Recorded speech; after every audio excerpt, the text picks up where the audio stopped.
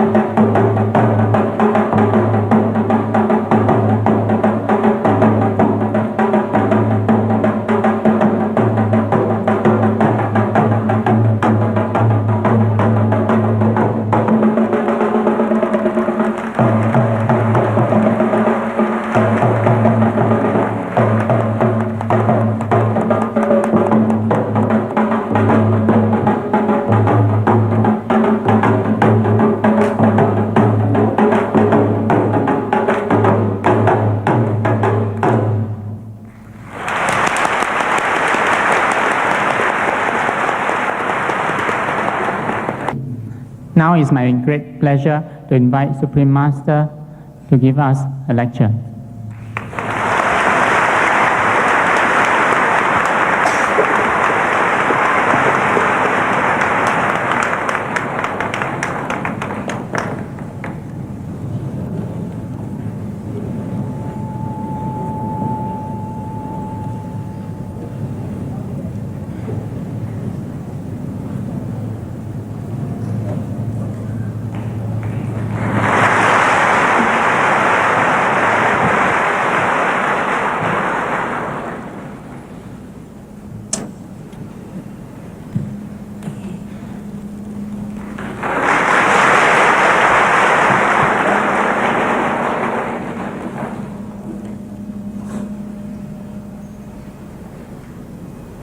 Now we would like to present masters with flowers and fruits.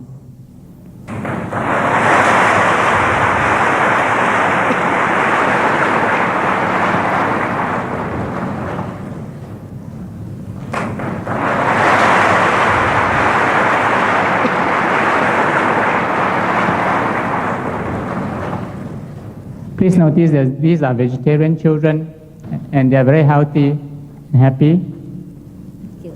Thank you. Also, you may not see them, but the parents are also vegetarian.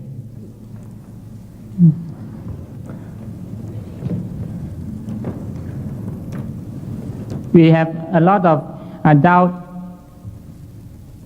disciples presenting Master with flowers and fruits today, and they include Singaporeans as well as disciples from Taiwan, Indonesia, Los Angeles, Germany, and Thailand.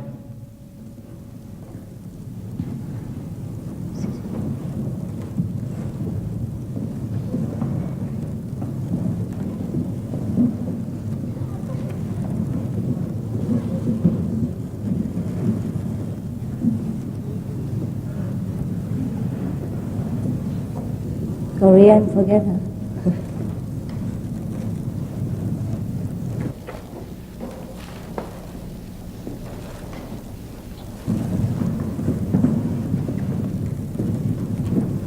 Wow. We can open a flower shop.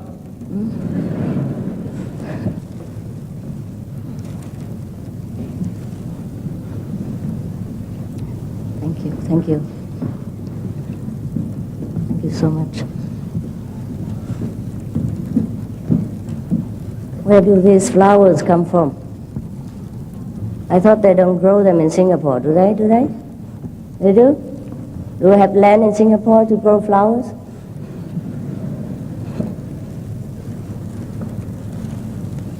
So now you know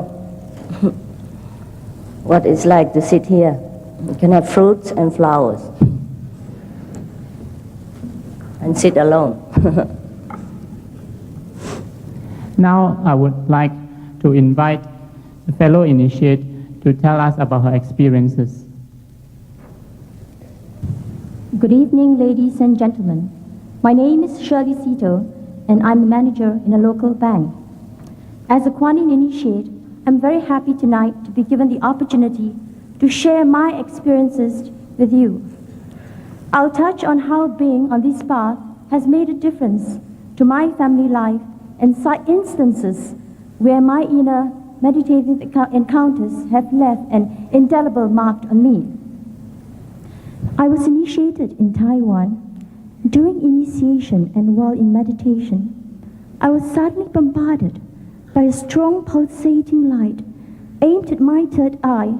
I had to steel myself as the force was so strong and overwhelming. In fact, I thought that I was about to topple backwards. The light seemed endless. I heard beautiful sounds, one after another, as if playing a melody of its own. My husband and I enjoy a close relationship. Now I'd like to relate my experience, which helped me understand the basis for this closeness. One night, after a good meditation session, while lying down, I found myself transported back into what seemed like the Middle East during medieval times.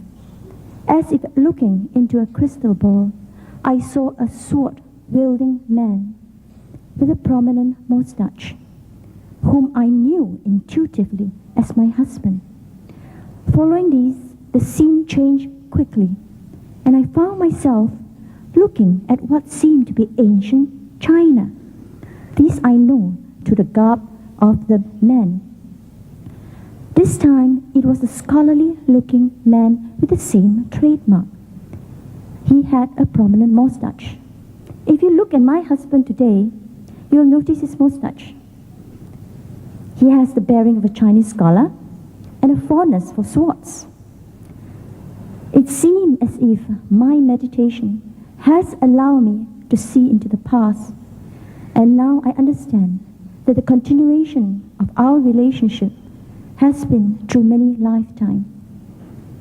On other occasions, while lying down after meditation, I felt my body grew lighter and the room lost its solidity and became ephemeral. In the next instant, I was catapulted into this long, bright tunnel. At the end of it, I found that I have arrived in a strange land, all peaceful and quiet. I had also the opportunity to fly in what seemed to be a flying carpet, to see strange cities, that were all white and glowing. I sensed a profound peace there.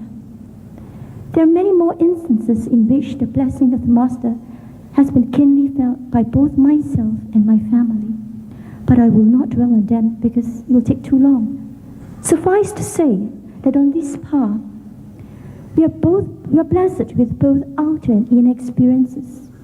Master's power indeed works in mysterious way, beyond our human intellect. I'd like to sincerely thank Master Cheng Hai for initiating me and my family. Thank you.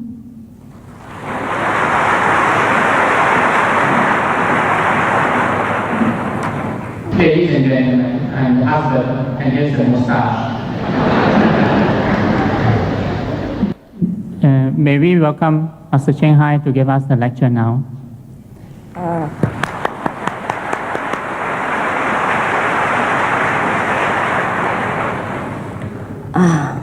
Now it's my turn.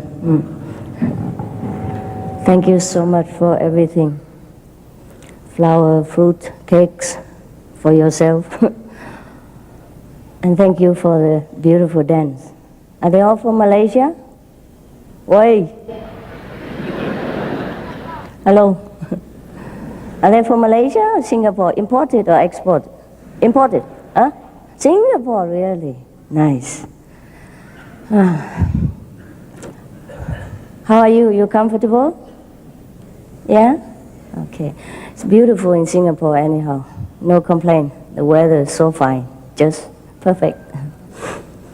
And you like to dance, huh? You do?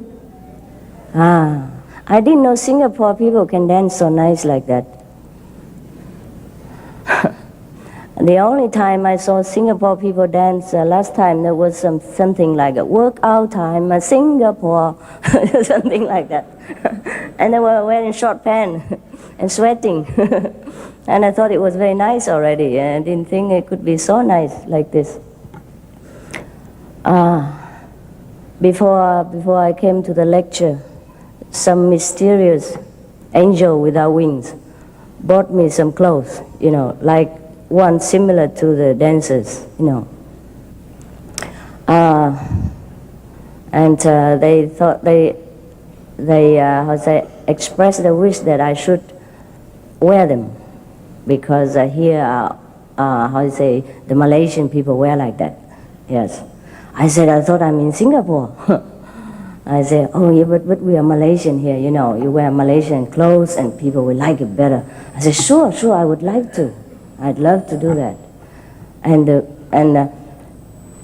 to make sure that I know how to wear, because there's hat and cap and all this kind of thing. To make sure that I know how to wear them, they even bought me a big book of catalog, all different design for marriage couples. Anyhow, all so beautiful. When I look at the catalog, I thought, wow, this is beautiful. I would like to wear too. And just to make people feel also closer to me, that I'm one of you. Okay, I tried on to please you. But you know my size, yeah? You know my size, huh? Even they lift me in the air like that, you hardly see me. It makes not much difference.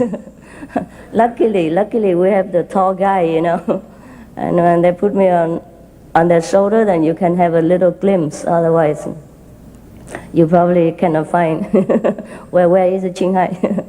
Okay, so you know my size pretty well. Now, they bought me perhaps queen size clothes. I don't know if the Malaysian don't make a smaller size or what. So they bought me the bottom and the top. Okay, the bottom is so long. So when I put them on, I look like, those scarecrow on the field, And then the top, when I put them on, because the shoulder pad's so big and so large, I look like a mushroom. So I thought, what can I do now? Even if to please the Malaysian people, I cannot go on like that. Because I look at the catalog, they look so beautiful. And when I look at myself, I thought, no, if I wear it like this, I will risk to damage the reputation of Malaysian custom. So I thought I better just wear this. So just to make you laugh for a little while. But you don't laugh. It's not funny. Laughing is good for you, you know. Especially in Singapore, people need it. I will go into the serious business immediately, so don't worry. So what you want to hear? Huh? Any idea? No. If you don't want to hear, then we could just sit together like this and stare at each other, you know. People do that. People do that when they first fall in love, don't they? First time they met each other, they just stare at each other like that. And after marriage, 10 years, they stare also, but different direction.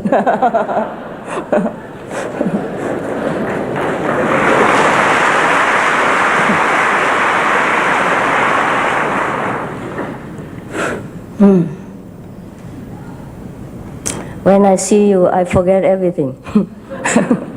That's the trouble.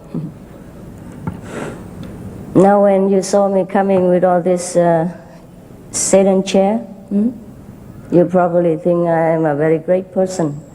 But in fact, I'm very small. That's why I had to be lifted so high. The level, my level is about 1.50 meters. Even though the Buddha is supposed to be very tall. You're too so serious, you scare me. It's not the first time you see me, no? First time?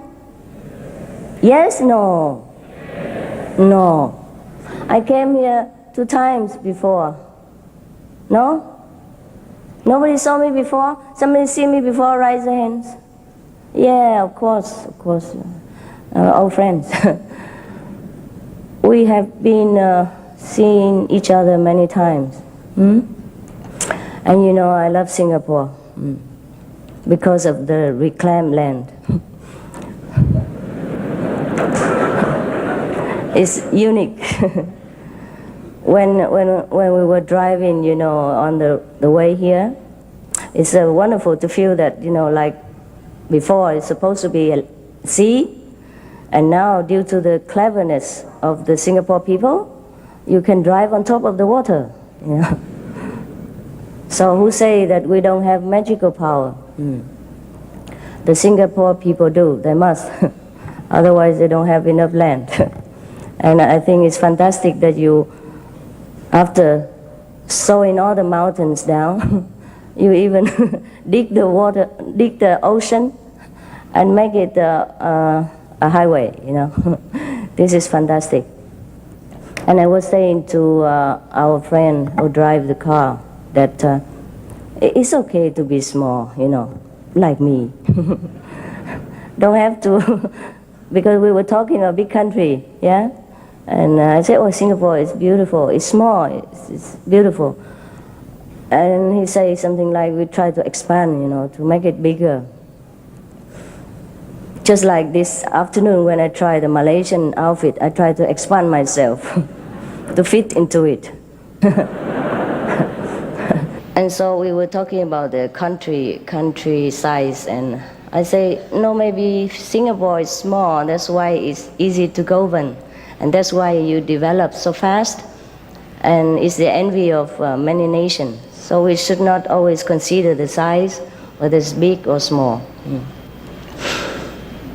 The same thing happened to the spiritual life.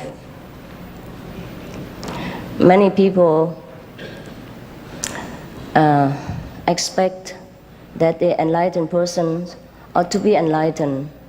That being must be something extraordinary, must be perhaps 7 feet tall, or have feet like this or hand like that. Because we read the sutras, in the sutra the Buddhist Bible, it describes that the Buddha has such and such a mark, like his feet, linked together like the duck, his leg look like the deer's leg, and his eye look like a cow's eye, thing like that, And they try to make the Buddha beautiful, but if you put all this together, it's make a funny Buddha, They don't realize that. Perhaps in the old time, these kings of animals are the best symbol of beauty, yes, and a noble character.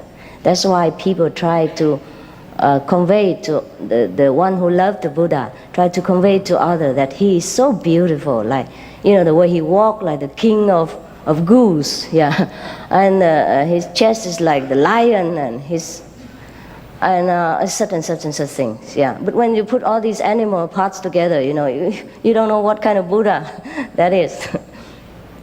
Now this is the outside only, and the inside of us, each one is the same. I think all of you know that. But how same? And how can we know that? And this is a difficult question. Even though it is very easy, but it is difficult. Because we have forgotten it, that's all. We have forgotten completely what we really are, and we are busy with chasing our dream every day and trying to fulfill our immediate desires, and we forget. We forget what we really are and where we come from. Just to tell you how forgetful we can be, I tell you a true story of myself. I went to Australia, I think 2 or 3 years ago, also due to invitation, the first time. And we're supposed to have 3 lectures in different cities. The first lecture went on all right, no problem. The second lecture also all right, I was on time. The third lecture, I was late. The only reason is not traffic. It's not that I slept. It's not that I have no car or nothing. The only reason is that I forgot. I forgot that I have the lecture that evening. I keep doing my things. Like the room is a little bit untidy, so I keep tidying it up, and then I try to move things here and there, like it's my house. Perhaps it's balanced my schedule, a busy schedule, give me something to do. Perhaps so, or perhaps I'm a perfectionist. Whenever I see something is not in order, I try to put it in order. But that is to the extent that I forget that I had the lecture that evening. I forget until half an hour after the beginning time. And then some nervous disciple run in, broke in, and kind of crashed in and say, "Master, where are you?" And then I say, "Why? I'm here." Very cool. I say, "Master, you're supposed to be in the lecture hall." I say, "What? What lecture hall?" I really completely forgotten. I guess nobody as terrible as me, but perhaps we do forget sometimes. You do or not? Sometimes you are engrossed in some other business and you forget the main purpose of your goal that day. Did that happen to you sometimes? It does, huh? Okay, so now. And then, of course, I had to rush and apologize to the people. I feel really terrible. And I promised to God that, if He make me lecture again, He must put alarm clock for me. So from then on, I always put alarm clock everywhere. And whenever the lecture, I set it on everywhere so that I will remember in case I forget. How can you forget a lecture? I even don't understand that. But that's what I did. So now, if we are here too long, 1 life, 2 life, 100 lives, then of course we forget even more what the purpose of our coming here. Some of the people, they sometimes die. They die temporarily for like a few minutes or 20 minutes even. Clinically dead, declared dead by the doctor. Stop breathing, no pulse, etc. But then after they come back, they told many stories of the other life beyond. And then they also remember why they came here for, what for they came to the earth. But many of them, most of them, forget immediately what they have seen in heaven or what they're supposed to do in this life. They know that they have seen the purpose of their life, but when they came back here, they came back to this life again, they forgot. They just know that they know, but they don't know what.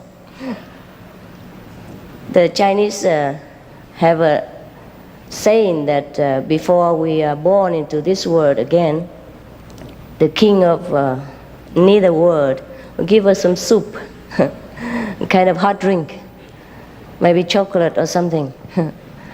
That is supposed to make us forget completely our past life and start anew. Many of us promise that we come here, if we are given the chance again to be human being, we will do this, do that, and others. And we will go and practice and meditation, and so on, and then we get enlightened, and then we dedicate all our life and energy to serve mankind, etc., etc. And we really meant well. But because of this soup, this, I'll say, forget me not soup, or forget me soup, everybody forget. So the only thing for us to remember again is that we must open the gate of secret knowledge. Without that gate open, we can never ever peep beyond this world. And the only thing we know is this material existence and all its suffering, joy, and temporarily other things. And we would forever identify ourselves with this physical appearance and suffering with it.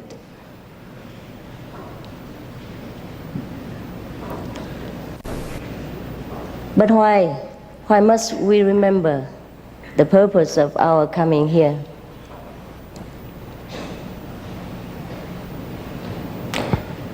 Not because we have promised to do so, but because if we don't remember, we must come back again and again and again until we remember, until we fulfilled our mission in this planet.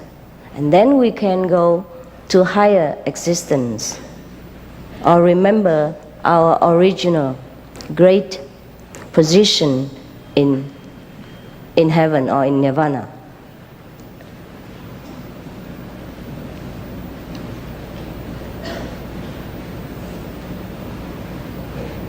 The suffering of this world is not due to only the war. The war is not the catastrophe. It's not the lack of food and all this. But the suffering of this world comes from ignorance, because we don't know our mission, our purpose. We mistaken the playground for home and overstay our due, and sometimes suffer the cold, danger outside the house. But even then, the Buddhas, God Almighty, always try to look for us, for the lost children, for the ones who love to play and forget to go home. Therefore, the Buddha sometimes come down, endure the suffering of the human existence, endure a humiliation of the petty physical life in order to find the lost children, to bring them back to safety before it's too late. Because any house, doesn't matter how solid it's built, one day it must be demolished by itself or by some other elements or some causes, or have to rebuild a new one because it's too old. This world is a big house, very beautiful, very solid house, but it's not permanent house. That's why the Buddhas, the saints, like Jesus, Mohammed, etc., they came down to us, extend their blessing to us. We walk one step, they walk 100,000 steps to receive us and forgive our mistakes, cleanse our past unwholesome actions, and teach us the new kind of life, new beginning, or better speaking, and lead us back to the original way of life, the way we must live, the way we should carry out our life. Because up to now, all the cells in our body, all the nerves in our system listened only to almost negative orders from our information center.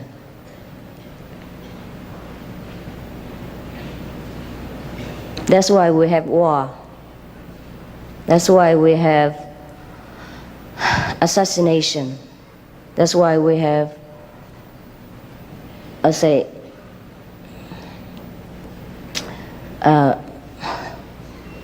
competition at the cost of other people, jobs or business or wife or husband, because we do not have a positive information in our brain center to order our body to do good things. And the people who are good in this world are also sometimes or often overwhelmed also by the negativity, by the negative influence in the society, also become shaky in their faith, became weaker in their goodness, and sometimes eventually also give in to the negative power. So when we have only negative information in our brain, then of course we can only give out information, negative information or negative order. And the cell in the body, the nerves in the system will also can follow only the negative order and then do negative things.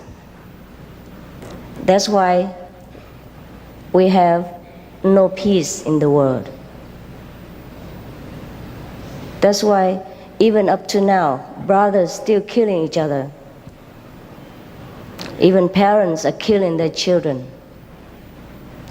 for pleasure, for privacy, for individual freedom, pro-choice, etc. Not because they are bad, not because all these war makers, all these parents bad, or the husband who killed the wife, or the wife killed the husband, or the brothers killing each other, not because they are bad, just because their brain are fed only with negative information, only with negative ideas, and that's what they carry out. Whatever the brain order, the cells comply. The cell have to do it. The body must function. And that's why we sink deeper and deeper into depression. And that's why our world is almost any time in danger of, I would say, disappearing from our own making. So the only thing to help us now is very logical, is that to feed us with positive information, to change our information stream every day. We must receive good information, positive information, constructive information, enlightened, wise informations. And then from the brain, it will direct the cells, the nervous system, and everything will do only good, only peaceful, only wise, only constructive, positive things. And that's how we save the world. Otherwise, it doesn't matter how much peace talks, how much money we spend on arms, on the army, still we don't have secure feeling. Look, one day, this country just finished the war, shake hands with each other, okay, we start anew. And the next morning, we heard that the other country broke out in war. And then the United Nations run over there. And it's not yet finished. The other one, the other country, make war with the other country over there, and then over here, over everywhere. And it's already nearly 21st century. And we're supposed to be civilized, peaceful, loving, helping each other. And for all the technical invention, for all the wealth that we have discovered from the Mother Earth and from the universe, we could live a kingly life, all of us. But we still have poverty, war, suffering, just because we don't have enough positive information to feed our brain and our whole system with. That's all there is about enlightenment. Enlightenment is a way of positive life. It's a way of tapping into positive power, which is already existing within us. Because in the universe, there are two kinds of power. We call yin and yang, everybody know. Now we are living almost in yin. No positive, no yang, because we did not open that resource. This word is a negative word. So it is obviously that we have plenty of yin everywhere. And the negative or the yin is easily accessed, is more accessible to everyone. Except when we are wise enough to turn also into the positive department and draw therefrom something for us for everyday supply. Then we are balanced. Then we can do wonder to the world. And of course, there will be no more war, no more suffering. That's why we said earlier that the suffering in this world is not due to any individual or nation. It's due to the ignorance of us, the earth people.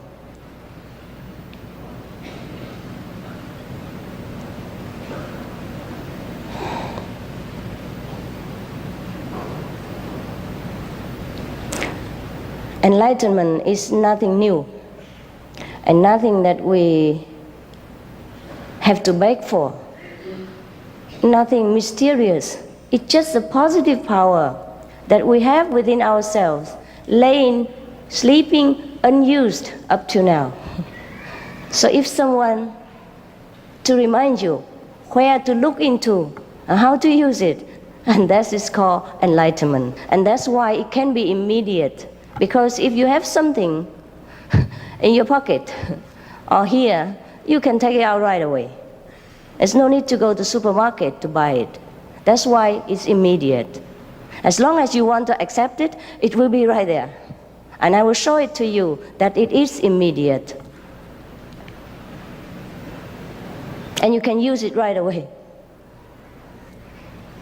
And you can see your life improve right away in the first days. Some people feel like they are born again right at the time of initiation. They're so joyful, they could just go on the street and kiss everybody. Of course, I advise them not to do that, especially in Singapore. It's just a way of expressing their joy, yes. And from then on, their life become as light as feather, you know. They work without burden. They take care of the family with love and not with so much, struggling. Huh? Most of family members often struggling with each other, also due to ignorance. And so many people after enlightenment, they find their family became heaven. Yes. And if everyone like that, every family like that, then we don't need to go to heaven.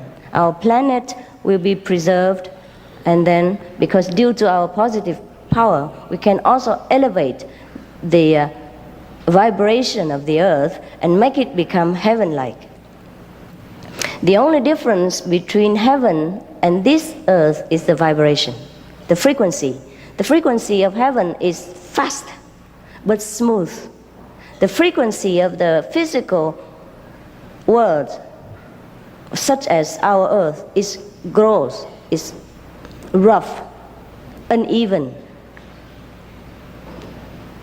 That's why sometimes we have disaster, earthquake, and all kind of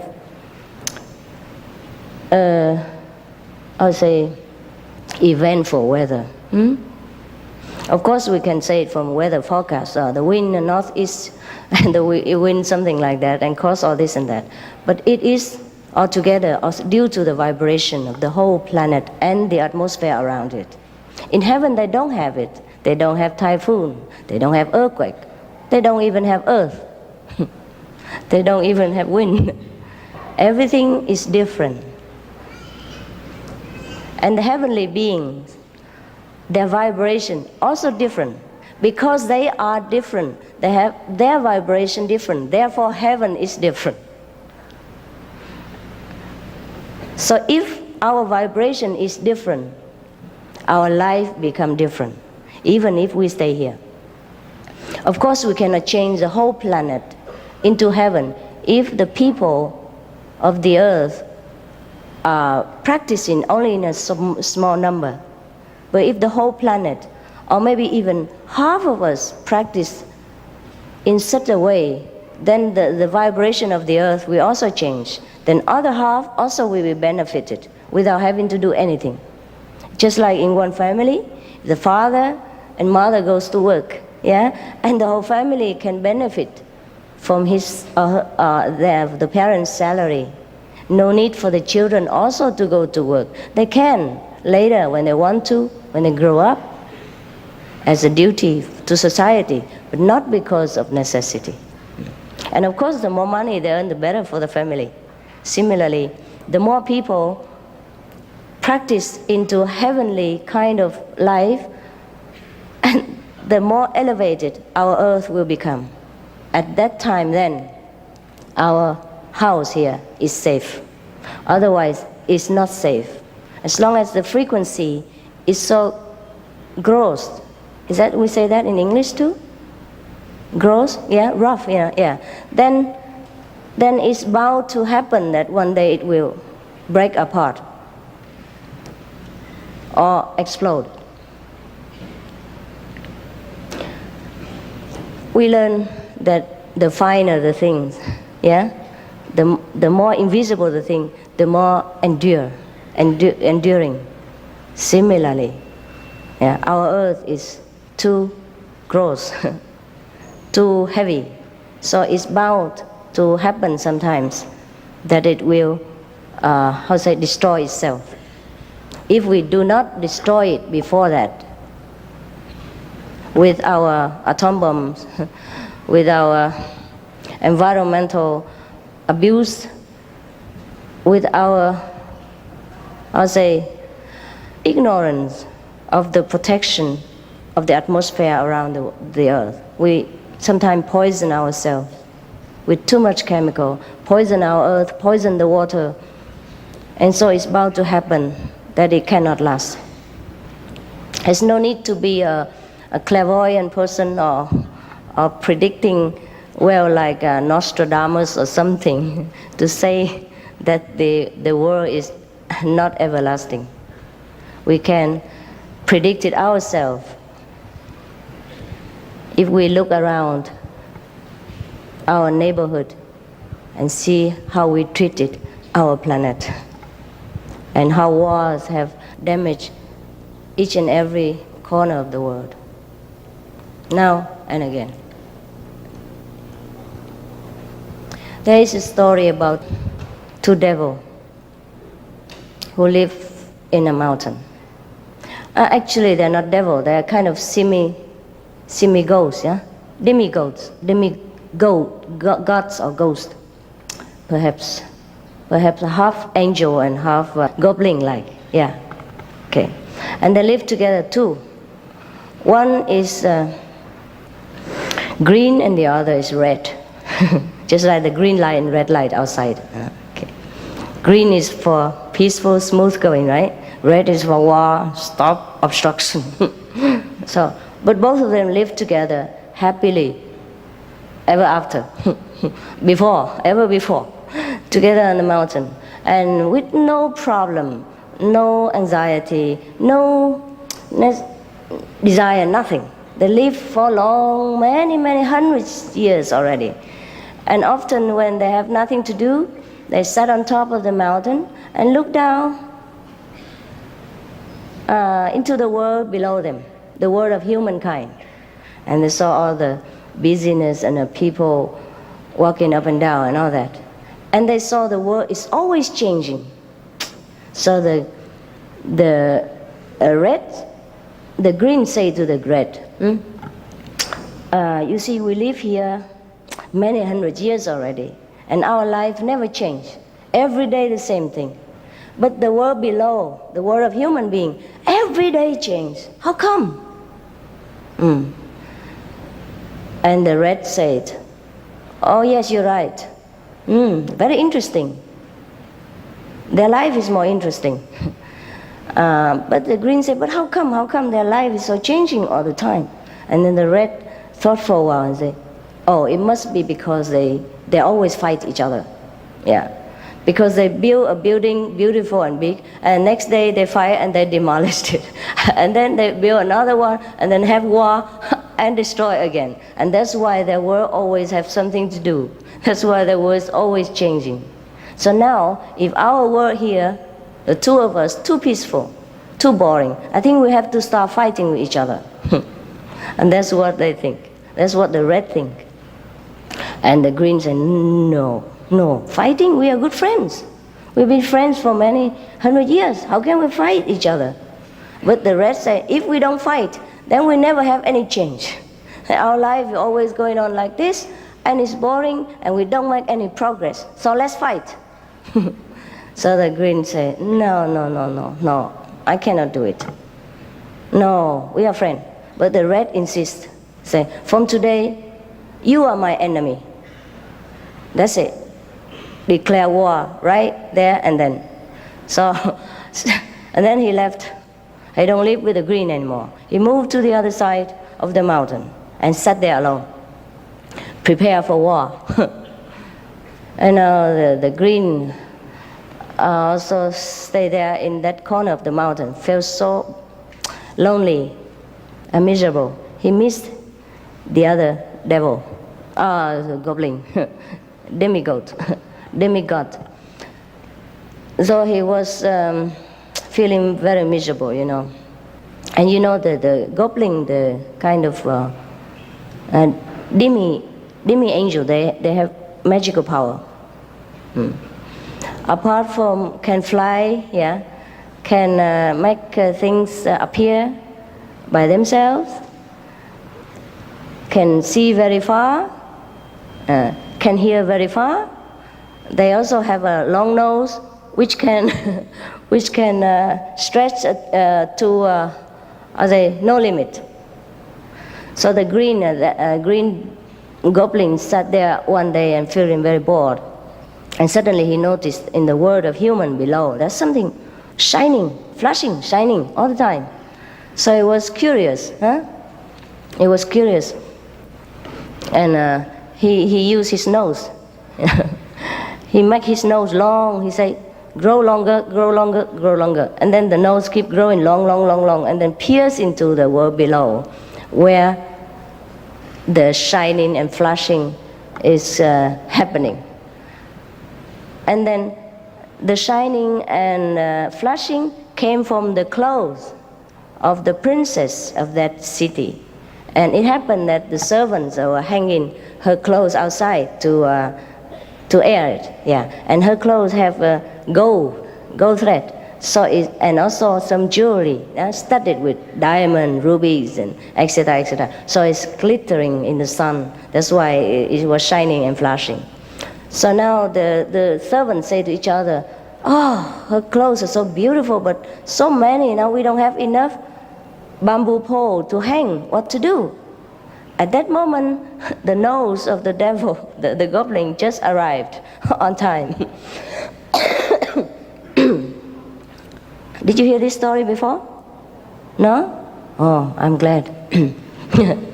So and then the servant thought, "Oh, we have a long bamboo, enough to hang the rest of the clothes on it." So they put the rest of the clothes of the princess on this green pole.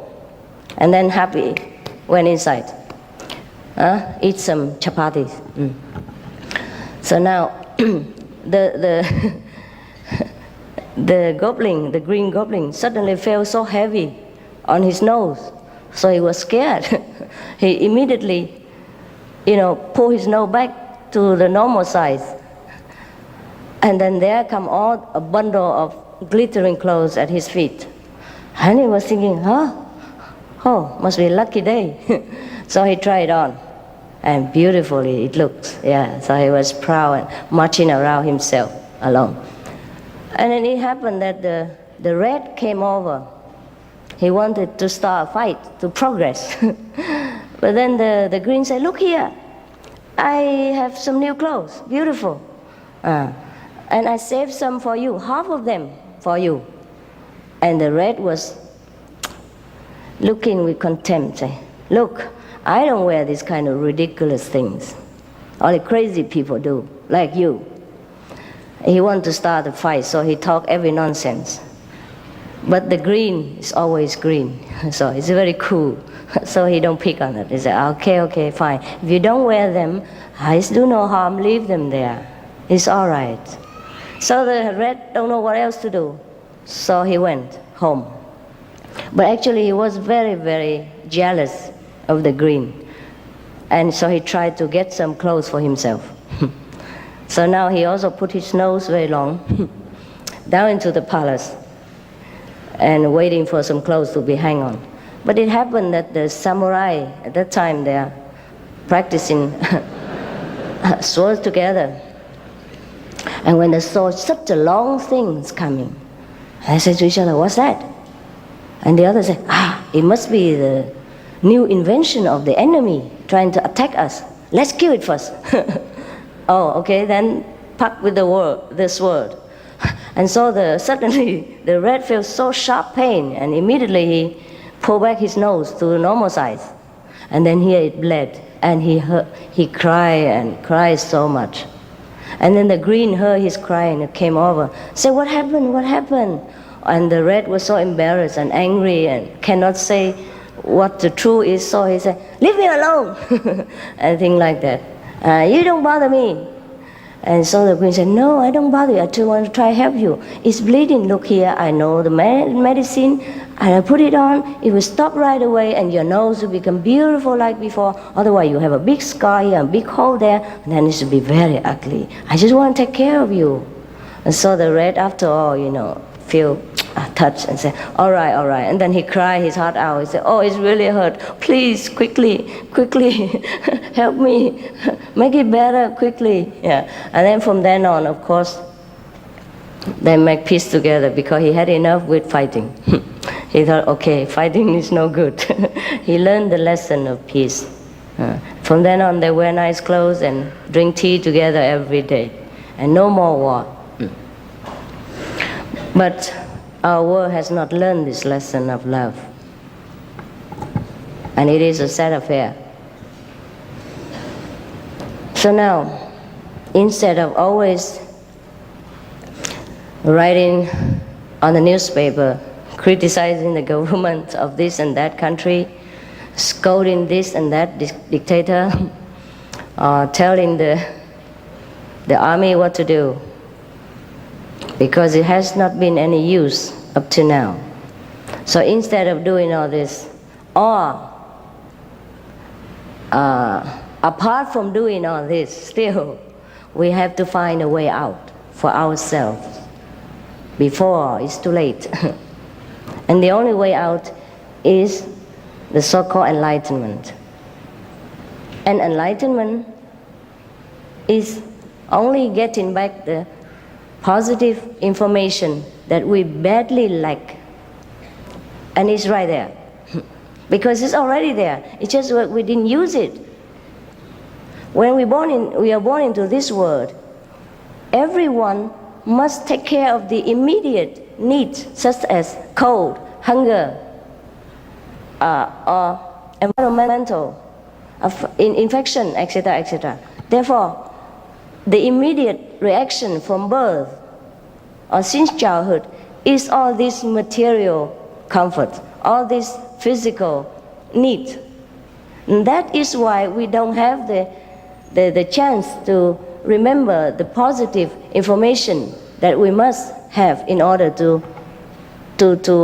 survive, in order to be wise and to fulfill our duty better in this world. You see why we forget? You see why we don't have it? You see why we have it but we don't use it? Just because immediately this world overwhelms us with physical threat. So that the immediate reaction from us is that to protect ourselves, the body, see? Feeding, drinking, clothing it, building house, buying more blankets, and getting a big car so that we can move around, building a big road so that we can drive the car on, etc., etc. All this physical necessity immediately from birth overwhelm us and take all our time up. And that's why it became a habit to us to preoccupy ourselves with physical needs alone. And that's why we forget further and further, more and more about our other positive side of nature. And that's the only secret. Does it make sense to you? Okay, thank you.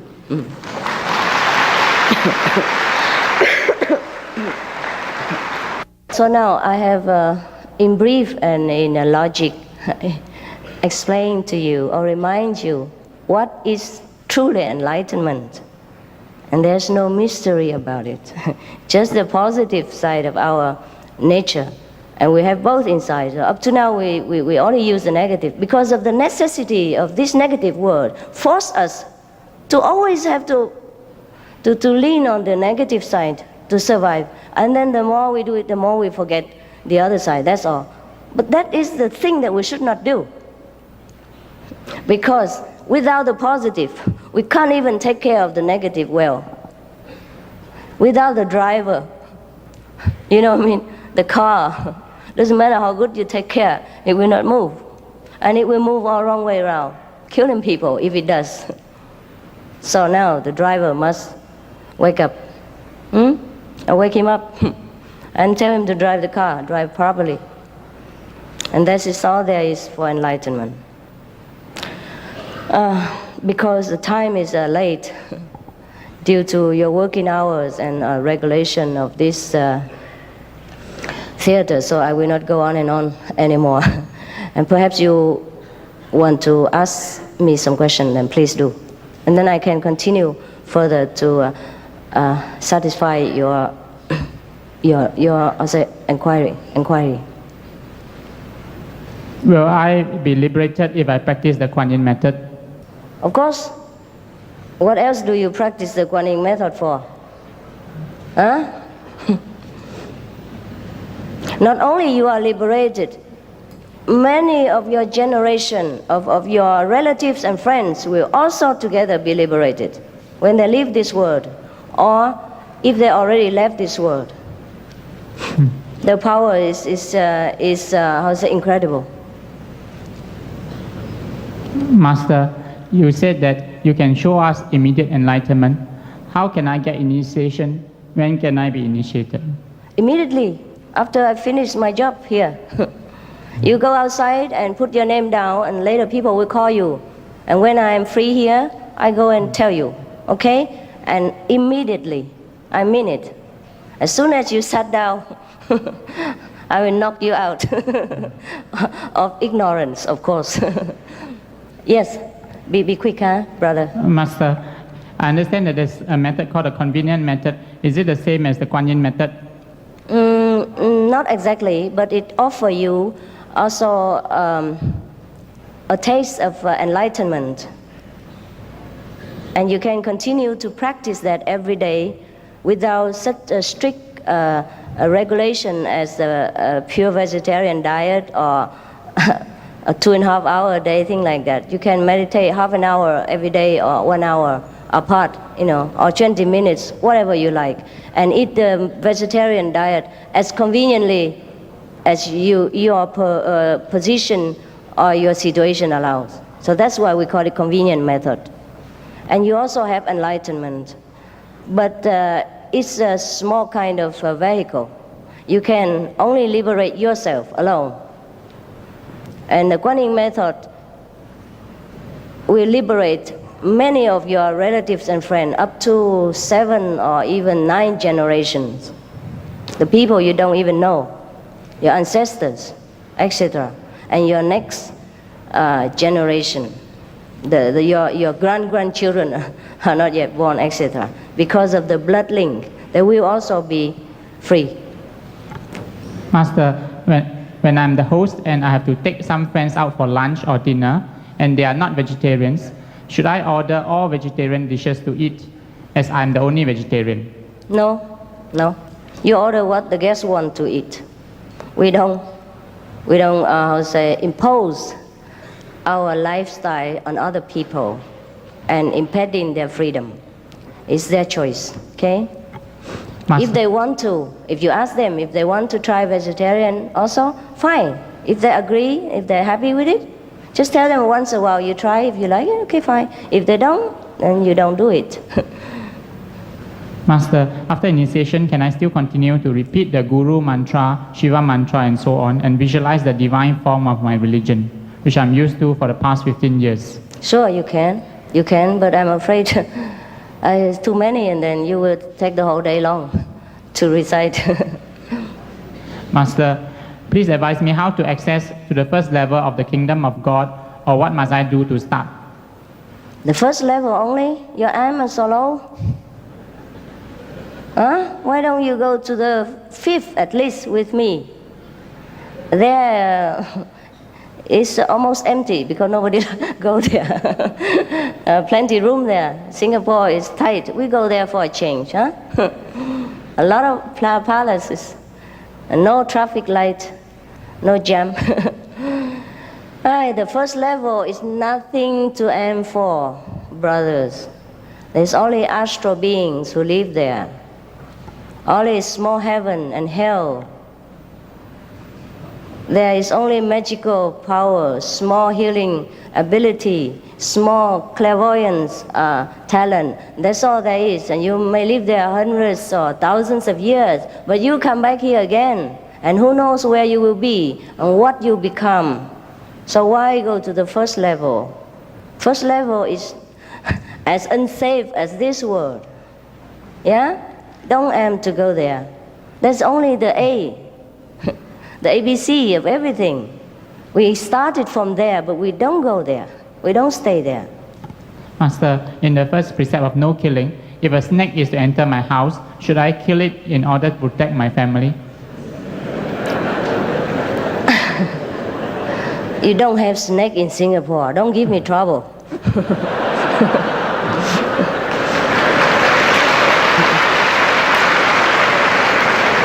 You don't even have enough land for people to live. Where can the poor snake reside? But anyhow, you don't have to kill. You can give him a bag of a cloth bag, and he will happily crawl into it. And you set him outside, somewhere else in the bush or something, and he'll be happy. But if you must, of course you can do it. But then you pay. You can do anything you want in this world, just that you must pay. Not in monetary way. It's in karma. See, you kill him, and later you'll probably be wounded somewhere, or have severe headache, or your arm suddenly gone, paralyzed, anything like that. You pay, maybe temporarily or maybe long term. It depends on how great the things that you have done, how much you took from the physical treasure of the Lord of this creation. The more you take, the more you pay. The less you take, the less you pay. That's why I advise the vegetarian diet, because it's the less expensive. You know, even though animal life, a vegetable life also have life, but it doesn't cost so much. Karma doesn't burden you too much. You see, not that vegetable you don't pay. I don't mean the market price. I mean to the Lord of creation. The Lord of creation is below the Almighty God. But if you did not pay to the Lord of creation, you cannot go to the Almighty. That's the problem. Master, why do we have karma? Who determine what is good or bad karma? I just told you right now. Okay. The karma came from our action. That's just the consequence of our action. Just like, for example, very easily. Now, if I slap this man in the front, what happened? He slapped me back, and that's the karma. You see? All right? Master, can you explain the initiation of the Kuan Yin method? Yeah. You explain? No. Can you explain? You know it.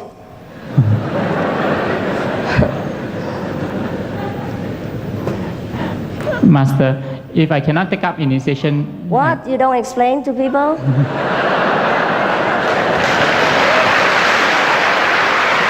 Okay. Like this. Initiation, huh? It's kind of invisible opening wisdom ceremony.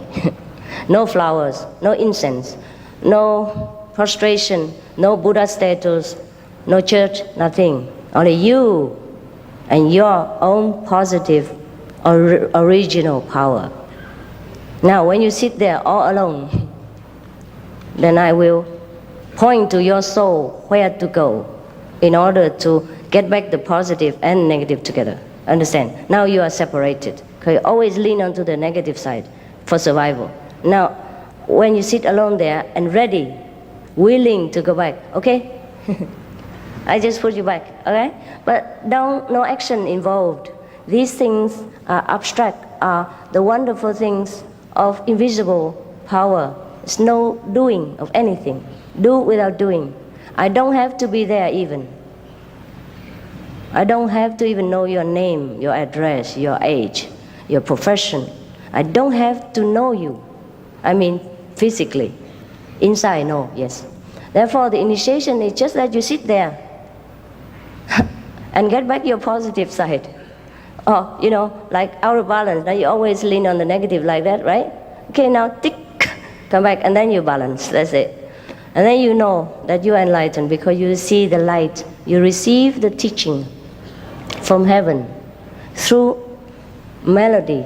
It's not by Singlish, it's not by Chinese, it's wordless word, silent sound. These will make you wiser, and more realize that you are great and you are the master of the house. Yeah? That's the initiation. Okay? But no word can describe that because I will not talk to you at that time. I might not even be present because you will be alone with the whole universe then. You know? And that's how you know yourself, okay?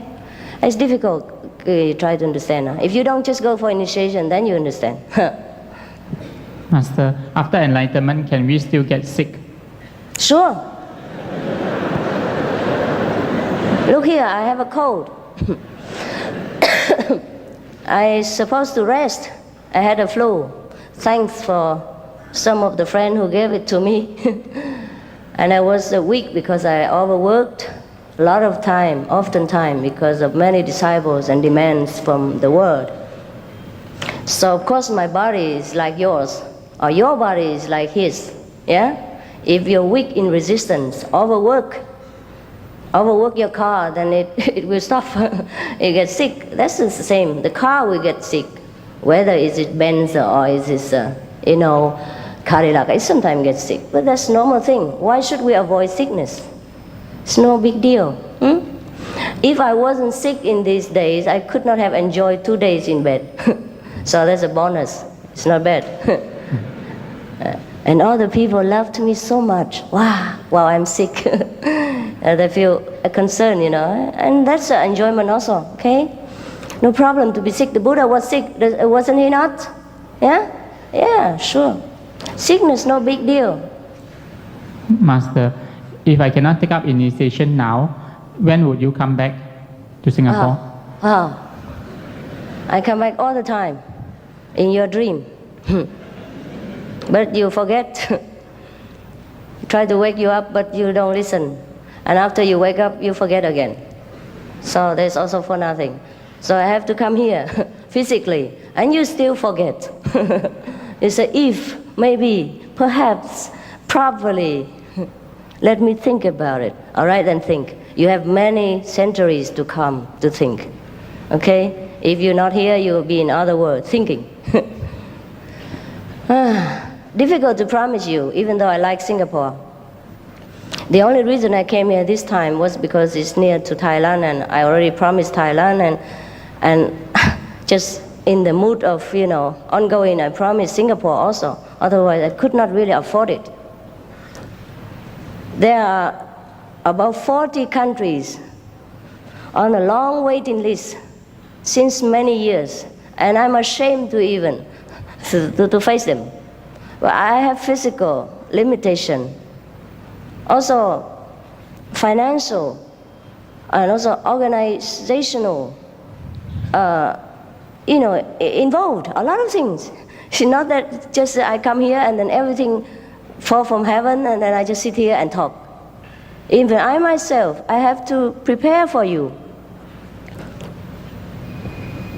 I never read newspapers or books, but when I'm going on lecture, before, I don't care much. After enlightenment, I don't care much. But then after beginning having disciple and the more disciple, then I must read books and all that. I have to get in touch with the world in order to talk to the world people. So last night, all night long, I read. I did not sleep 1 second until about 5 or 6 this morning, and I finished reading the whole Singapore and all kind of regional and worldly problem and books, and then I went meditate. Even with my flu, all sort of medicine, it made me so drowsy. I had to fight with it in order to make a better service today. Of course, I can just sit here and say anything. I could say that. But it's not sincere enough in the worldly level. And it might not reach your heart so deeply. So I must also prepare. You see? So it is not that I don't want to come back. It's involved a lot of work. At least hundreds of disciples involved in this work and prepare for us today. So we must thank them. Of course, we thank God.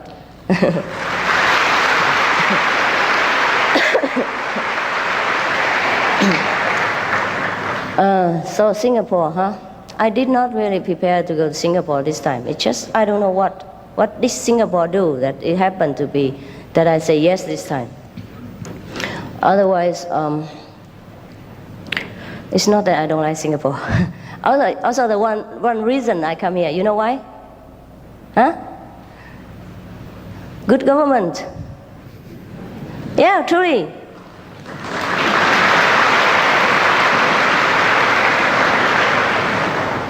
I don't say that to make you feel good. Why good government? They give me easy access. I can come go anytime. No visa problem, no big deal, no check-in, no check-out. And when I come to lecture, I don't even have to spend one photograph. No personal data, nothing. All the disciples do it. And Malaysia also asked me to go. But they asked me for so many fill-in form that I say, forget it, sorry. You come to Singapore and listen. That's how it is, really.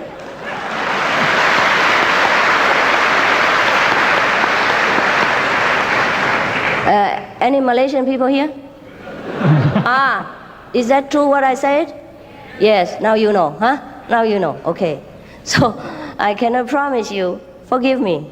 The truth is like that. But because Singapore is so easy, it could be that I come more often, see. I also did 3 lectures in Thailand, also because I like Thailand, because there it's also free, easy, yeah? In some of the country, you can go, but I hate bureaucracy. I'm sorry, I hate paperwork. Yeah, I don't like it.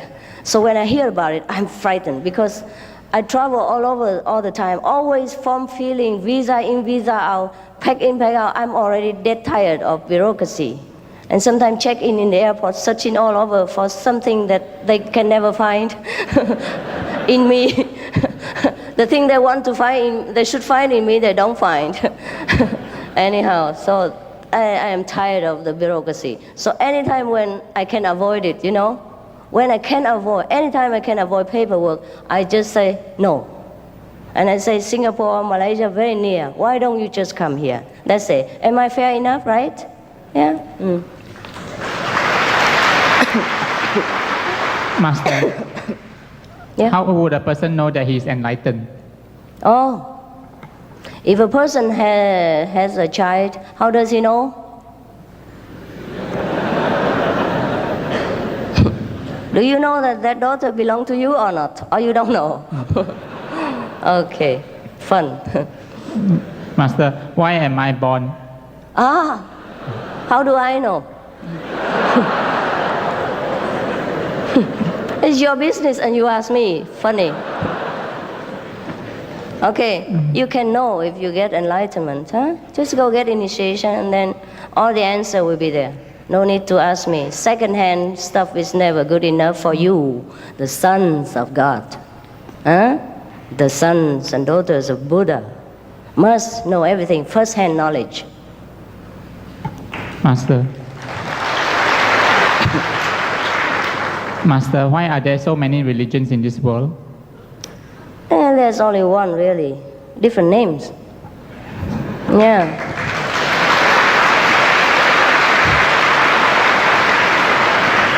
If you take time, if you don't believe me, if you take time, study all the religion together, compare them all, and then you know what I mean.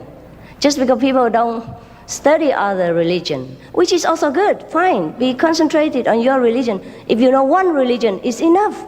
Because it's similar in other religion. Tell people to do good, don't kill, don't steal, don't worship God, or Buddha is just a name. Yeah. And no religion teach people to do bad thing. Or stay here forever and eat and drink and die here. All religion tell you, be good person here and find heaven while you can. Right? And everything else is just blah blah, you know, bureaucracy and detail. All right. Yeah. Master, you talk about knowing the way home. Where is this home? Where is heaven and hell? Here. Everything is here. But if you don't know, everything is everywhere. Everywhere is hell. Everywhere is heaven. If you know, then it's heaven. If you don't know, it's hell. That's it. Simple. Master, beyond our world, there are many levels. May I know which level is Jesus Christ on? You get me into trouble. I don't mind other people's business. Okay, anyhow, you want to get every information free of charge. Now get to work, okay? and get paid yourself. Huh? Go to get meditation, and then you see Jesus yourself. Talk to him the way I talk to you right now. And that's the way it is. You should know everything firsthand because you are the children of God. You don't know how great you are, so you must know. Okay, Jesus, oh God. Master, Jesus, how can I tell you? But I can only promise you that you can see him. After initiation, you practice. Some people see him right away at the time of initiation. As soon as I sit down, as soon as I say, now I begin, that's it. Then Jesus comes to them, or Buddha comes. Sometimes funny, they both play tricks on us. Jesus comes to the Buddhist, and Buddha comes to the Catholic. Yeah, they have fun. They do that. They do that all the time.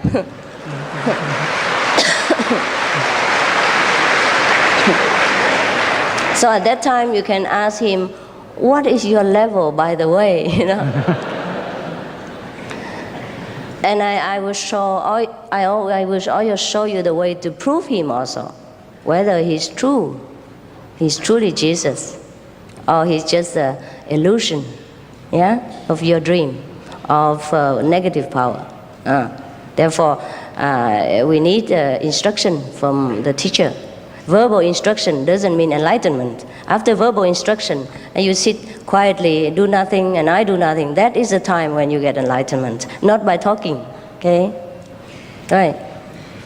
Master, will I be able to find my dead relative and communicate with him if I practice the Kuan Yin meditation? Dead relatives? Yeah, dead relatives. Oh, sure. But I'm afraid maybe you don't like to go there. Some of your people, difficult to get in touch with. Yeah? If you want to go to such place, you need a master, otherwise you'll be in danger. Yeah. So it's not always good to see dead relatives, huh? Now you practice Kuan Yin method, and some of your relatives, dead relative, will be immediately I'll say released from whatever suffering they have. If they're already in heaven, they will go to a higher level of heaven. If they suffer light punishment, they can go immediately, quick. If it's too heavy, then we have to negotiate. Yeah. Then the master must negotiate, or have to suffer for that person. But it won't be too long. For example, if that person has to suffer for 1,000 years, and the master won't have to suffer 1,000 years, just maybe a few hours, or sometimes few seconds, sometimes few minutes, sometimes prolonged, but not big deal sickness, thing like that. So it's not always ideal to see your dead relative. Huh? It's better to see alive relatives and and encourage them before they're dead. Okay? Love them, serve them, encourage them before they're dead. Huh? But you can see them. You can see them. Many of our practitioners see their dead relatives and friends come in to thank them that due to them they're liberated. That is no big deal. No big deal.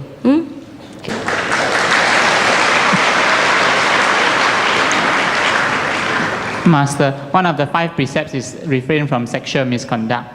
How does this apply to singles? How does what? How does this apply to people who are not married? No. What we meant is that if you should be faithful to each other, yeah? But in the case of some of the other religious order, yeah? They may, due to their, tradition, have many wives. And they already had before initiation, then that doesn't mean they have to separate, and take only one. But in the general case, we tell people to refrain from having too many tithes. Because if you have one wife, I think you suffer enough. Oh, sorry, I'm sorry. Oh. What I mean is the suffering in, in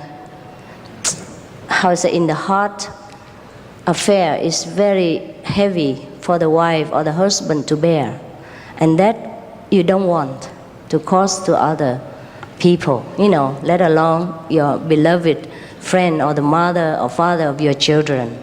So that's why we say refrain from having another affair if you're already married. But if you already have before initiation, it's just keep it like that. And better don't let the other two know each other. Minimize the suffering. The less suffering, the better. Yeah, because it will affect you also. You will have bad conscience and guilty feeling. How can you meditate in peace? When you meditate, you want to think about God. All you think about is the second or the third wife. Yeah, how she wanted to beat you last night because you came late, etc., etc. Or you buy a better clothes for the other one, etc. Yeah, so much trouble. It hurts. That's why. Okay? Yeah. That is called sexual misconduct. Yeah? But in the case of people who are not yet married, of course, in the modern time, I cannot tell people don't do that. Yeah. Then try to be faithful to each other. Yeah, it's good for the heart. Yeah, good for your moral, and good for the trust, mutual trust between each other, and especially good for your health. Nowadays, huh? You read newspaper more than I do, huh? The letters spell very big, huh? Huh? Should I say more? More and more people die from AIDS each day. So take care of yourself, huh? Master, is it necessary to have a quiet environment to pursue spiritual practice? Yes. In the beginning, yes. But later, no. That's why later sometimes we need. That's why sometimes we organize retreat for 1 week or 2 weeks or 4 days, 3 days, every year, a different time. So people have a chance to have a peaceful, quiet, only practice meditation environment. But otherwise, you must go out into the society, bring in the light and the blessing into our brothers and sisters. You cannot always hide yourself in the mountain and become a selfish Buddha. Master, will dreams of future events come true? Can we change the future? Yes, sometimes we can, if we are strong enough. And if you want to be strong enough, meditate. Get your Buddha power out. Then you can change anything. Otherwise, the future will change you. Huh? Master, can you explain the Kuan Yin method in Chinese? Why?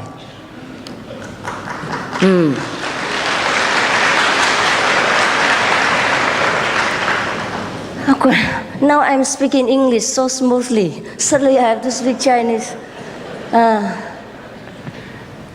这个嘛，你就去外面问我徒弟就可以了啊。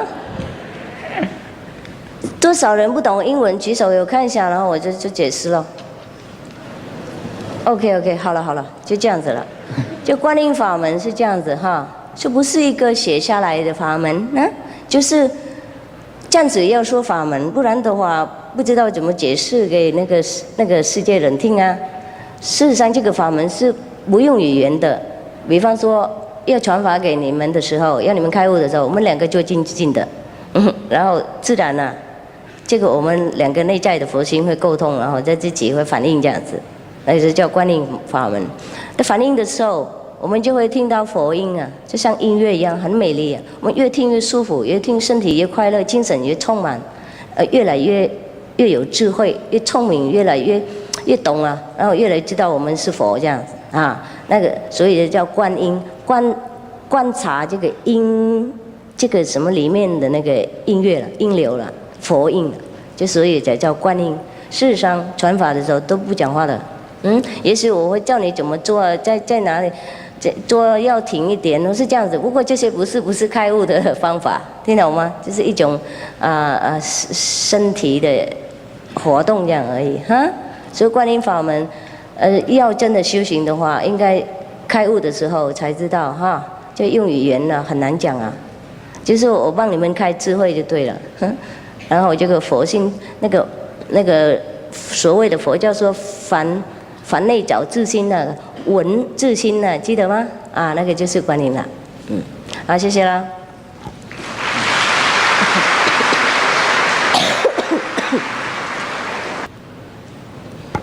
Master, if the Kuan Yin method can help me evade reincarnation, how about my karma in my past lives? Oh, I burn it. I throw it in the dustbin and set fire to it. Finished. Okay? It's like computer. You know where karma come from? Come from your reaction and action and reaction, of course, but where it come from? It's stored in your subconsciousness. There's a button. I just push it and it's gone. Okay? It's like your computer, or your record player. You can play it, you can record it, or you can erase it. Just know how.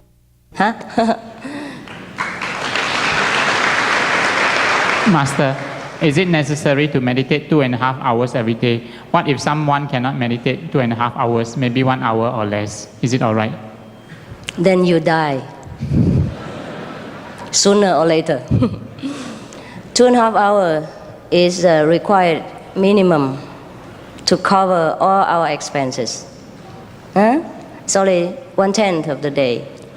24 hours we devote for the world. Only 2 hours for ourselves. Isn't that enough?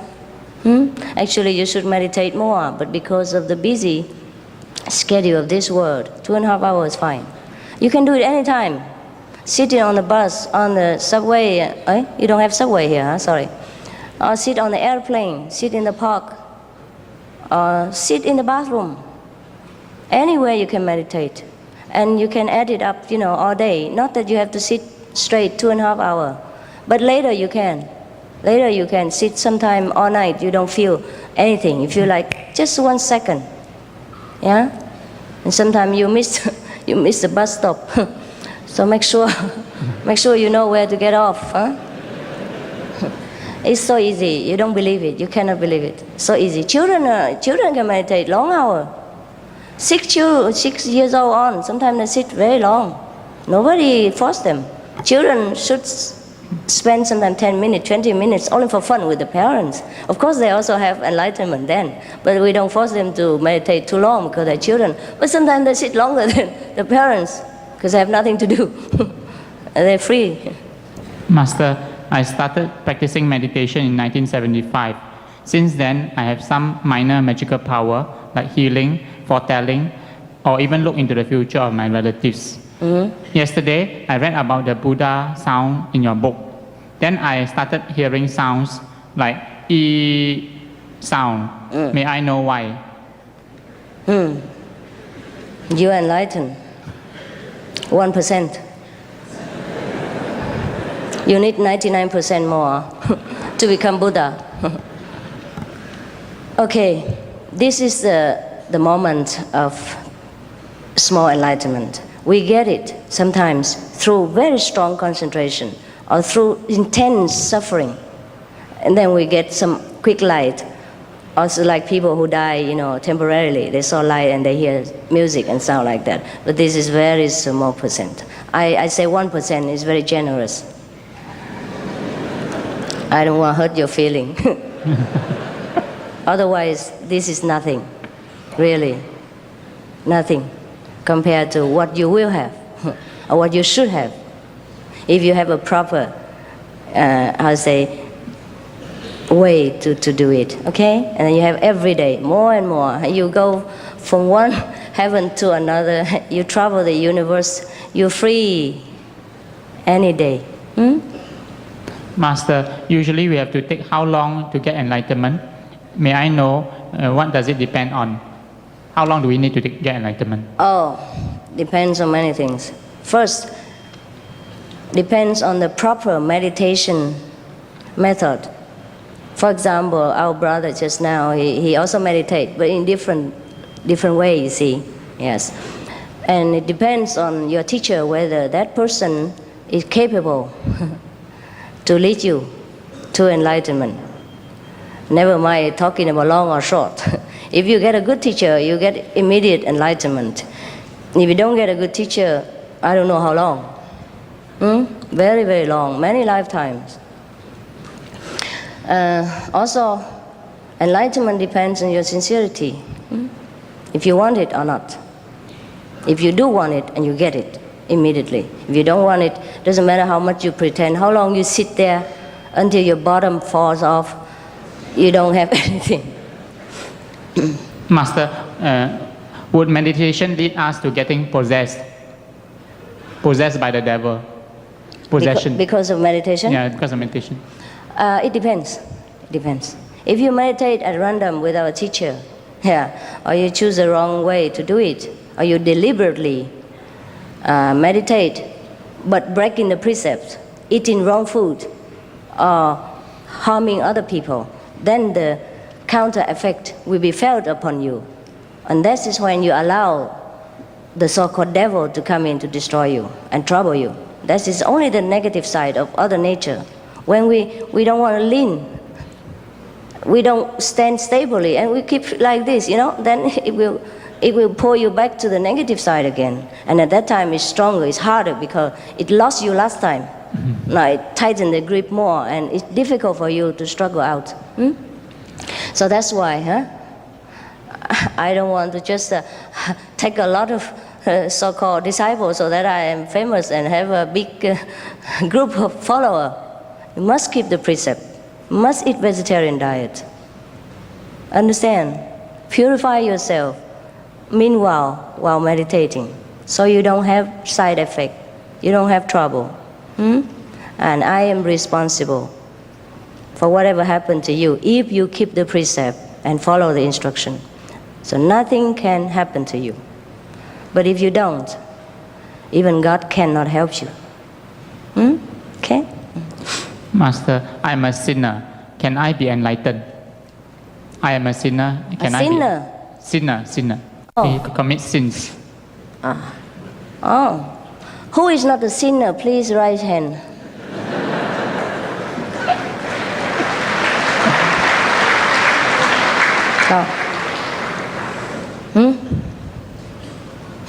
Who is a sinner? Please raise hand. Me also included, okay? Don't worry. No one is a sinner. We just ignorant. We have not been taught the way of the saint.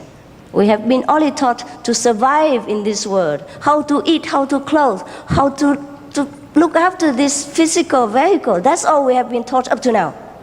All the education is also leading to that end, so that you can have a good job. Right? We have not been taught the wise way, the holy way. So now is the time. No problem. We did think we don't know. How can we be sinner? If the child is not taught and he make mistake, how can he be blamed? Blame God. He didn't send you a teacher soon enough. His fault.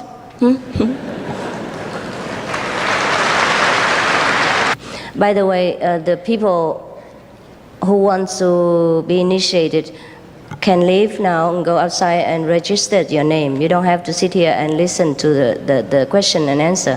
You can ask me all the time. Master, how do we get an immediate enlightenment and eternal liberation while we have to be anxious and to work to make money? Enlightenment is an incredible thing that ever happened to your existence. It will lighten every burden that you have to carry every day. It will get rid of all the obstacles in your way. It will carry you when you're down and sick. It will bless you whenever you are in trouble and danger. And you will feel that you are always in the lap of a mother, so you don't worry. All right, no more? Thank you, Master. Shall we take this opportunity to put our hands together to thank Master? Oh, no need.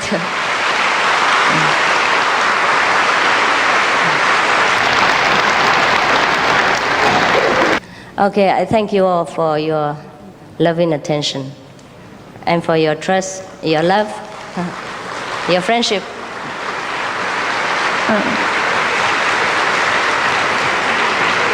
And I wish you all the best things. I wish your country all the best thing and develop more and more, stronger and stronger, have more and more respect of the whole world and the universe. And I wish you, most of all, enlightenment. If not sooner, then later. Okay? Master, there are more than 10,000 people outside waiting to see you. How come? Oh, okay. Now I have to go out and show myself on the chair again. All right, huh? I have to go outside. Okay. 10,000 people outside.